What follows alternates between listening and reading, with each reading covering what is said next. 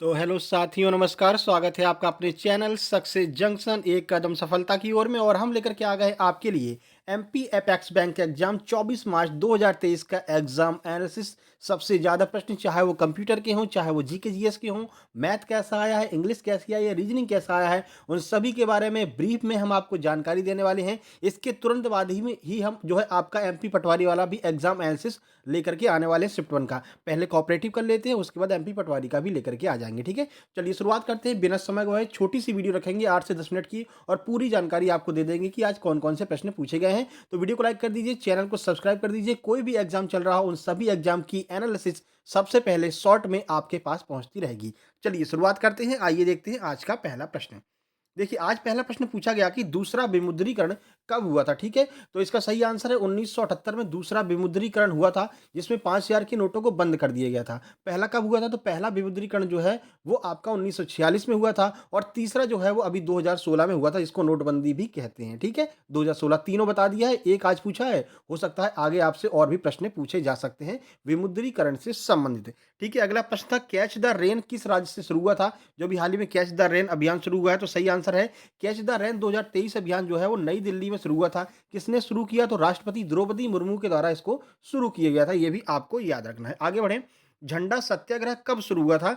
आइए देखते हैं। तो प्रश्न का सही आंसर है जबलपुर से 18 मार्च 1923 को झंडा सत्याग्रह की शुरुआत हुई थी। एक एक पॉइंट को याद रखिएगा, क्योंकि ये प्रश्न आपके एग्जाम में आगे भी रिपीट हो सकते हैं। अभी 28 तक ये आपका एग्जाम चलने वाला है। ठीक है, आगे बढ़े। होप किताब के लेखक कौन है, तो बराक ओबामा ने द ऑडिसिटी ऑफ होप पूरा लिखा हुआ था। द ऑडिसिटी ऑफ होप जो पुस्तक है वो किसने लिखी थी, तो बराक ओबामा ने द ऑडिसिटी ऑफ होप जो है वो पुस्तक लिखी है। साथ ही साथ में आपको ये भी बता दें कि एमपी पटवारी में 15 मार्च से लेकर के अब तक जितने भी कंप्यूटर के प्रश्न आए हैं, उन सभी कंप्यूटर के प्रश्नों को हमने कलेक्ट कर लिया है। एक हम वीडियो बना रहे हैं, जो आप अगर देख लेंगे तो आपका कोई भी जैसे कोऑपरेटिव एग्जाम हो, एमपीपीएससी हो, या पटवारी का भी एग्जाम आगे आने वाला हो, तो वो आपका कवर हो जाएगा। एक भी प्रश्न आपका उस वीडियो से बाहर नहीं जाने वाला है। लगभग लगभग आपके 100 से 120 प्रश्न होंगे, वही प्रश्न बार बार रिपीट होकर के आ रहे हैं, और वही सेम प्रश्न आपकी कोऑपरेटिव में भी आ रहे हैं। ठीक है, तो आज शाम तक आपको वो वीडियो मिल जाएगी। वो भी आपकी 15 से 20 मिनट की ही वीडियो होगी, ज़्यादा समय हम आपका लेना नहीं चाहते हैं। ठीक है, आगे बढ़े। मालाबार नेवल एक्सरसाइज पूछी गई थी, तो मालाबार नेवल एक्सरसाइज जो है वो भारत और अमेरिका के मध्य में होती है, याद रखना है। आरबीआई एक्ट कौन सा है, पूछा गया था कि जो आरबीआई बैंक है आपकी, वो किस एक्ट से बनी थी, तो आरबीआई एक्ट 1934 से आरबीआई की स्थापना की गई थी, याद रखिएगा। एफसीआरए का फुल फॉर्म पूछा गया था, तो फॉरेन कंट्रीब्यूशन रेगुलेशन एक्ट जो है वो एफसीआरए का फुल फॉर्म होता है। ठीक है, वीडियो को लाइक नहीं किया है तो मेरे भाई वीडियो को तुरंत लाइक कर देंगे। सतीश कौशिक का संबंध किससे है, करंट अफेयर का प्रश्न है। जैसा कि आपको पता, अभी हाल ही में इनका निधन हो गया है। तो एक हास्य कलाकार थे सतीश कौशिक, याद होगा आपको, पप्पू पेजर याद होगा ना, पप्पू पेजर जो आपका गोविंदा वाली मूवी में था।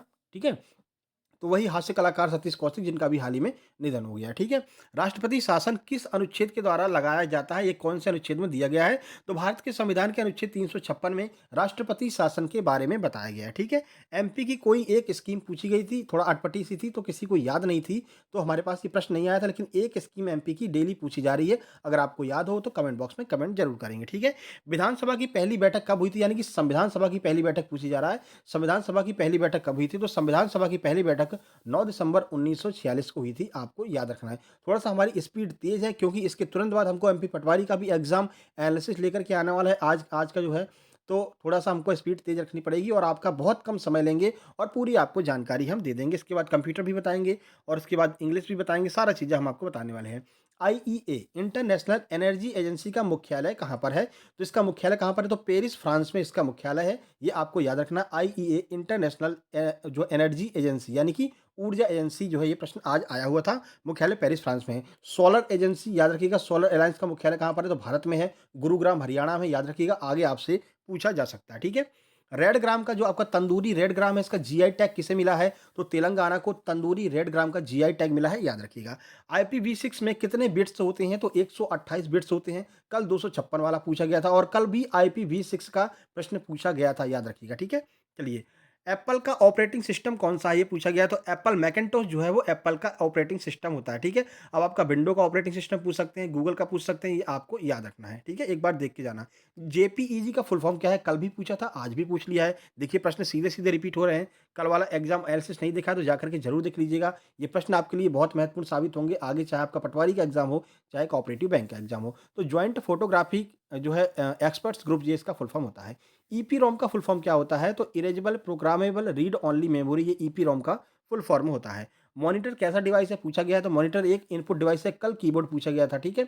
मॉनिटर आउटपुट डिवाइस हो जाएगा, सॉरी माफ़ कीजिएगा। मॉनिटर जो है ना आपका वो आउटपुट डिवाइस हो जाएगा, हमको इनपुट डिवाइस जो है वो दिमाग में घूम रहा था। तो ये आउटपुट डिवाइस है, ठीक है ना? जल्दी में टाइप हो गया। मॉनिटर आउटपुट है और जो कीबोर्ड है वो इनपुट है, स्कैनर वगैरह ये सब इनपुट डिवाइस है, ठीक है? आगे बढ़ते हैं, देखिए इनमें से कौन-सा एक एंटीवायरस है? अब ये पता नहीं चल पाया कि कौन-सा अलग दिया हुआ था, लेकिन ये कुछ एंटीवायरस हैं जो आपको याद रखने हैं। इनके अलावा जो भी दिया गया होगा वो आपका आंसर होगा, ठीक है? तो नॉर्टन एंटीवायरस है, एप सिक्योर है, ठीक है? कास्पेरसी है और एवीएएसटी एंटीवायरस है, कॉम्बो मतलब बहुत सारे हैं ये एंटीवायरस, आप एक बार देख लेना, ठीक है? चलिए, फायरवॉल से संबंधित एक प्रश्न था, फायरवॉल पढ़ कर के जाना, हर शिफ्ट में फायरवॉल से संबंधित एक प्रश्न ज़रूर आ रहा है, ठीक है? आगे बढ़ते हैं, विंडो में कॉपीराइट कमांड कैसे दिया जाएगा?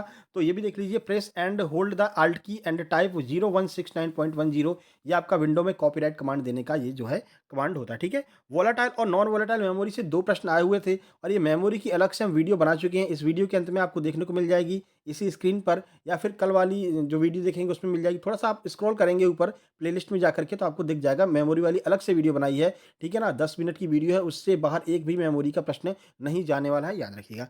एमएस ऑफिस और एमएस वर्ड से 7 प्रश्न आए थे। बड़ा ये जो है एक जो ये 2 टॉपिक जो हैं बड़े नंबर कवर कर रहे हैं। 7 प्रश्न एमएस ऑफिस और एमएस वर्ड से आए थे। भाई इंसर्ट कैसे करेंगे और सारणी को कैसे इंसर्ट करना है, किस ऑप्शन में जाकर के, ऐसे ही प्रश्न आए थे। एक बार पढ़ कर के जाइएगा ऑफिस और वर्ड को, ठीक है? चलिए, एक ऑर्गेनाइजेशन में कौन-सा नेट यूज़ होता है? तो इंटरनेट जो है वो यूज़ होता है, ठीक है? सर्चिंग कीवर्ड किसे कहते हैं? तो देखिए, जब एक ही शब्द को हज़ारों बार सर्च किया जाता है, तो वो शब्द जो है वो कीवर्ड बन जाता है। ये प्रश्न पूछा गया था, ठीक है? चलिए, आगे बढ़ते हैं, इनमें से कौन-सी एक मशीनी भाषा नहीं है? तो बहुत सारे ऑप्शन दिए हुए थे मशीनी भाषा, लैंग्वेज पढ़ कर के जाइए, लैंग्वेज से एक प्रश्न डेली पूछा जा रहा है, ठीक है? सेल्युलर फ़ोन के जनक कौन है पूछा गया था, तो मार्टिन कूपर जो हैं, वो सेल्युलर फ़ोन यानी कि अपने मोबाइल फ़ोन जो हैं, उसके जनक माने जाते हैं। चलिए, मैथ की बात कर लेते हैं, तो मैथ से आपका सिम्प्लीफिकेशन 10 प्रश्न आए थे, ठीक है? मैथ से सीधे-सीधे डीआई के टेबल डीआई थी जिसमें बुक स्टोर के बारे में कुछ बताया गया था, टैबुलर वाली डीआई आई थी, ठीक है? उसके बाद एक डीआई आई थी बारग्राफ, जो कि कंपनी के बारे में बताया गया था, बारग्राफ के बारे में कि इतना खरीदती है, इतना बेचती है, ऐसे करके एक जो आई थी 5-5 नंबर की ये प्रश्न थे, ठीक है? चलिए आगे बढ़ें। प्रॉफिट एंड लॉस से जो है एक प्रश्न आया था कि पी कोई सामान खरीदता है, क्यू को बेचता है, क्यू उसे एस को बेचता है और एस उसको पी को बेचता है। बताइए पी की सीपी क्या थी? बड़ा सिंपल वाला प्रश्न जो है, सिंपल लेवल के आ रहे हैं, ठीक है? नंबर सीरीज़ के 5 प्रश्न आए थे और आपका सिम्प्लिफिकेशन भर-भर के आया था और थोड़ा-सा कैलकुलेटिव सिम्प्लिफिकेशन था, याद रखिएगा। चलिए रीजनिंग की बात कर लेते हैं, तो रीजनिंग में पजल से 4 प्रश्न देखने को मिले हैं। मतलब कि 4 पजल, प्रश्न नहीं, 4 पजल देखने को मिली हैं। मैंने पहले ही बताया था बैंकिंग के एग्ज़ाम में पजल अच्छी खासी आती है, तो 4 पजल मिली हैं, ठीक है?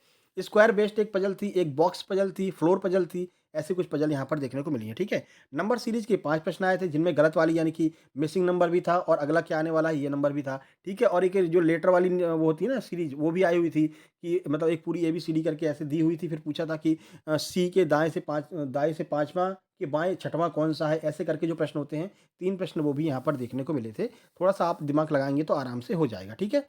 उसके बाद साइलॉग के सीधे-सीधे 5 प्रश्न आए थे साइलॉग के, ठीक है? और जो हमने कल बताया था ना, वैसे वाले साइलॉग आए थे, ठीक है? इनेक्वालिटी 5 नंबर की आई थी, कुछ लोग कह रहे हैं इनेक्वालिटी नहीं आई थी। अब देखिए, जो लोग नहीं देख पाए थे, उनके लिए इनेक्वालिटी नहीं आई थी, लेकिन ऐसा हो नहीं सकता कि बैंकिंग का एग्ज़ाम हो और इनेक्वालिटी ना आए, ठीक है ना? या फिर डेटा सफिशिएंसी आ गई होगी, कुछ ना, इन दोनों में से एक तो ज़रूर आया, ठीक है? इनेक्वालिटी के ज़्यादा चांस हैं, ठीक है? ब्लड रिलेशन के 5 प्रश्न थे। ब्लड रिलेशन कैसे दिया हुआ था? एक मतलब फैमिली ट्री बना करके उसको आप वहाँ से ब्लड रिलेशन जो है निकाल सकते थे। थोड़ा दूर-दूर के रिश्ते उसमें दिए हुए थे, मतलब कि पिता का ससुर, ऐसे करके जो है रिश्ते दिए हुए थे। थोड़ा-सा टाइम लगता, लेकिन 5 प्रश्न आपके आसानी से बन सकते थे, ठीक है? चलिए इंग्लिश की बात कर लेते हैं। तो आरसी यानी कि रीडिंग कॉम्प्रिहेंशन आया था, स्टोरी बेस्ड था, एक लड़के की स्टोरी बताई गई थी। 7 प्रश्न आरसी से आए थे, जिनमें एंटोसिनो भी एक-एक पूछा गया था, ठीक है? उसी जो है आरसी में से ही पूछा गया था। चलिए, वॉयलेंट का सिनोनिम पूछा गया था, हार्ड का अपोजिट पूछा गया था, लॉगिंग का सिमिलर पूछा गया था, ठीक है? क्लोज़ टेस्ट आया था, स्टोरी बेस ही था कि 3 लोग कोई दुकान चलाते हैं, दुकान पर जाते हैं, कुछ खरीदते हैं, ऐसे करके था, लेकिन स्टोरी बेस्ड था और बीच-बीच में फिल इन द ब्लैंक भरने थे, ठीक है? क्लोज़ टेस्ट जिसे हम कहते हैं, 5 प्रश्न इसके भी आए थे। पैराजंबल था एक फॉक्स और गोट्स पर आधारित, यानी कि लोमड़ी और जो है मतलब क्या बोलते हैं इसको, बकरी, इस पर आधारित एक स्टोरी थी और उसी में जो है पूछा गया था। पैराजंबल आपका उसमें से पूछा गया था, आसानी से आप उसको कर सकते थे, आसानी से उसको बना सकते थे, ठीक है? मिसस्पेल्ड वर्ड जो है वो 4 मिसस्पेल्ड वर्ड पूछे गए थे, यानी गलत मीनिंग लिखी हुई थी, उसको सही करना था, ठीक है? तो ये आज का एनालिसिस है, थोड़ा-सा हमने जल्दी किया है क्योंकि एमपी पटवारी का एनालिसिस इसके बाद लेकर के आना है, ठीक है ना? तो बहुत सारे लोग इंतज़ार कर रहे हैं, कल पटवारी का एनालिसिस नहीं था, पर आज जो है पटवारी का एग्ज़ाम था, हम लेकर के अब थोड़ी देर में ही आ जाएँगे, ठीक है? तो इस वीडियो को लाइक कर दीजिए, चैनल को सब्सक्राइब कर लीजिए, इतना मेहनत आपके लिए कर रहे हैं, कोऑपरेटिव बैंक वालों के लिए अलग से हम वीडियो बना रहे हैं, ठीक है ना? तो वीडियो को लाइक करके चैनल को सब्सक्राइब करना ये आपका फ़र्ज़ बनता है, इसको करिएगा। कमेंट बॉक्स में कमेंट करके बताइएगा कि ये वीडियो सीरीज़ कैसी लग रही है आपको, और लाइक करके दोस्तों के पास शेयर ज़रूर कर दीजिएगा। चलिए जल्दी मिलते हैं, एक अगली शिफ्ट वाली जो आपका एनालिसिस है वो भी हम लेकर के बहुत जल्दी ही आ जाएँगे, ठीक है? तो तीनों शिफ्ट का ये एनालिसिस और आपका पटवारी का एनालिसिस, बहुत सारा काम हो जाता है, लेकिन फिर भी हम आपके लिए इन कामों के लिए तत्पर हैं। बस आपका ये फ़र्ज़ बनता है कि वीडियो को लाइक करेंगे और दोस्तों तक शेयर करेंगे। चलिए जल्द ही मिलते हैं एक नई वीडियो में, तब तक के लिए नमस्कार, धन्यवाद।